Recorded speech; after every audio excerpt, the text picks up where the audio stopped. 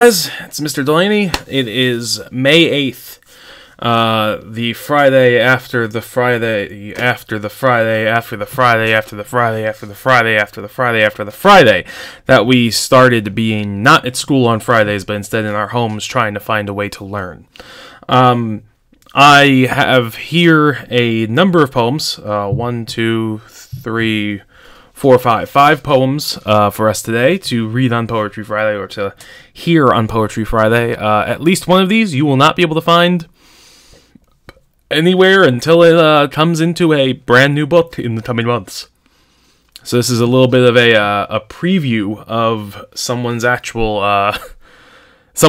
poetry that will be published in the future. I keep saying 17,000 times. I actually already recorded this, or 7 minutes of this, once, and then my alarm clock went off, and I had to stop and redo everything. So that's sometimes the way that you have to do things when you make mistakes, and that's okay. So, originally, I read one poem from this book, Imperfect, the anthology that we have. But instead, I am now changing that. But you don't even know, because you missed out on the first poem I read, and I will read it later. Perfect Pairs. This is Perfect Pairs. It is by Diane Kendig. My only F was the first grade on a workbook page of circus pairs headed Circle the Likes. I studied 2 ponies in equal high step, 2 trapezes in exact sync. Then I saw 2 clowns on stilts, though one was falling and the other held his footing, even though one seal balanced the ball while the other seal was losing his balance. I couldn't see how I could not circle them, for a mistake they'd soon recover from. I couldn't remind them that they weren't perfect pairs. So I circled everything, and failed. But I never learned to leave the unlikes. Even now, when bowed seals and fallen clowns call to me, in my dreams I say to them, "Sure, come on in. You can be in my show." That is Perfect Bears by Diane Kendig. I kind of love that poem more than the one I originally read, so it's good. Second poem. Why my eyes did that, I'm so sorry. Bitter Chocolate. I remember an early Easter morning at my grandparents' house in Florida. My sister whispered to me, "Go look for your basket." I was uncertain, hesitant. "Go on," she urged. So I did, not pausing to wonder why she didn't. Blinded by my sweet tooth, eager to see that grass-filled basket filled with a tumble of toys and treats, I searched until, eureka, I found it. My laden basket hidden behind a heavy curtain. I knelt and my small hand reached out, grabbed and unwrapped a miniature chocolate bunny, popped it into my grinning mouth.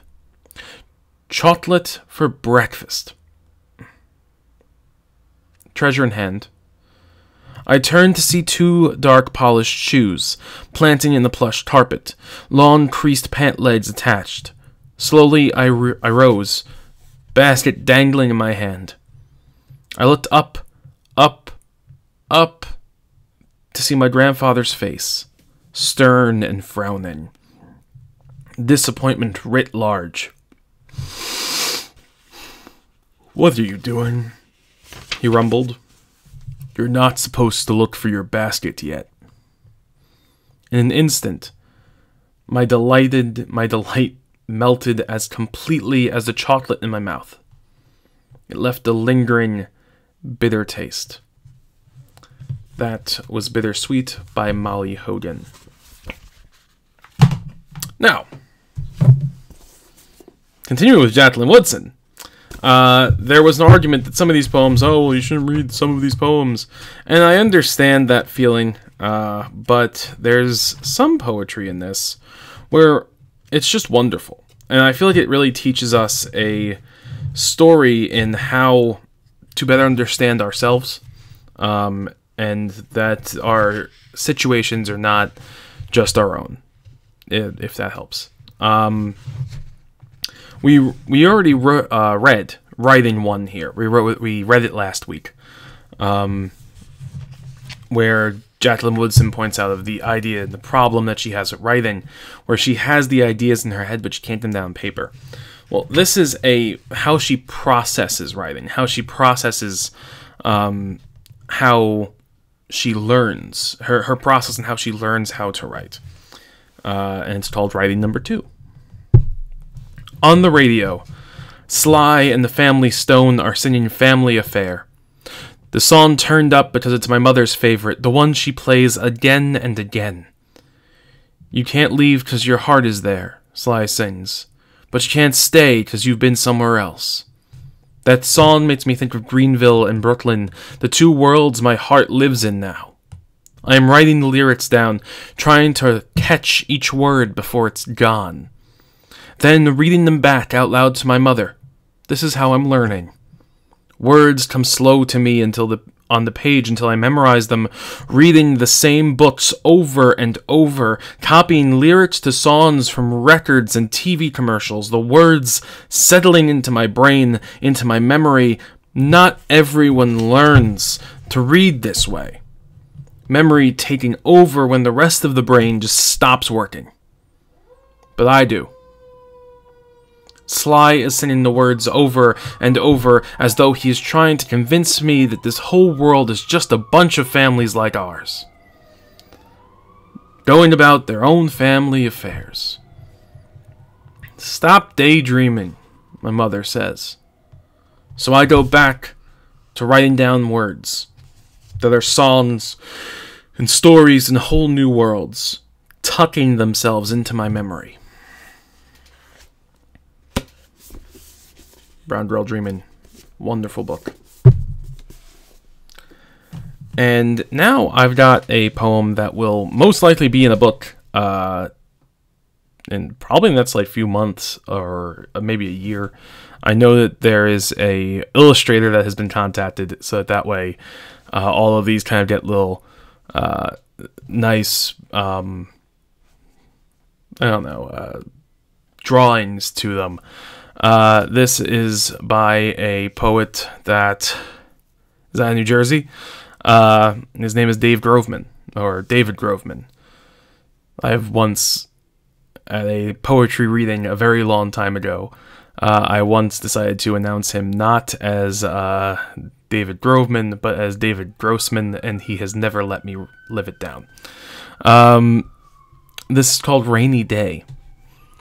The world of your house can be so small, as you stare from the windows and doors, and while staying inside it's both nice, safe, and dry, you'll get bored of the same walls and floors. But the sky, she's gray, and she has been all day, and the gauge is starting to drop. You had best stay away with a book by your side, or you will be quite as wet as a mop. For the lightning might flash, and then inside you'll dash, far away from the wind and the rain. As you stare towards the sky with a tear in your eye, for inside you are going insane.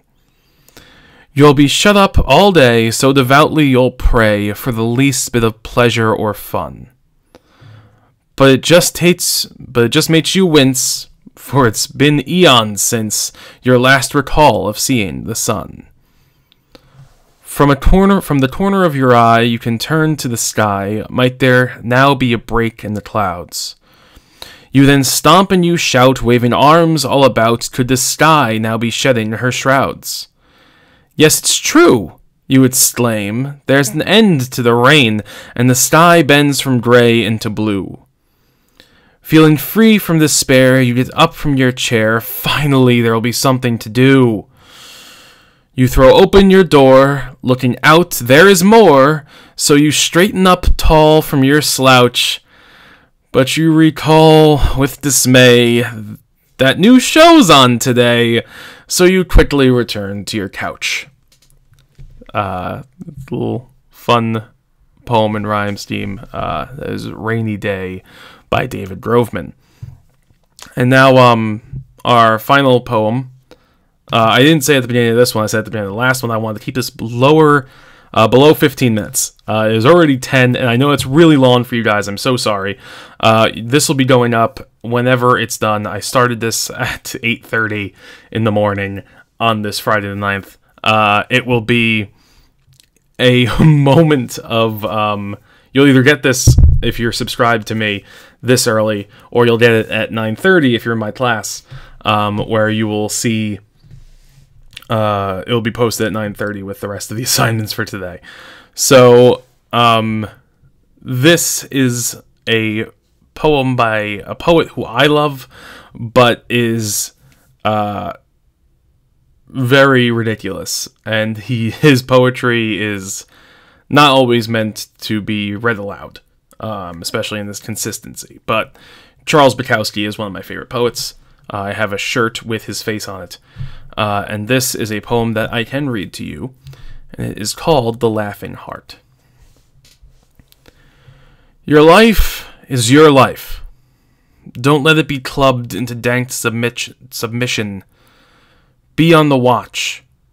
There are ways out. There is light somewhere. It might not be much light, but it beats the darkness. That is my last message to you on this May 8th, before the rain, before the possible snowstorm that is going to hit the Northeast tomorrow. We, after all, have found out that I will not be seeing you the rest of this year. It won't happen. The closest it's going to come to that is probably this. So, with that... the darkness isn't always going to be here. There's always light in everything in this world. There's always fun to be had. There's always laughs to be made. And there's always going to be a chance that I'll be seeing you. Peace out.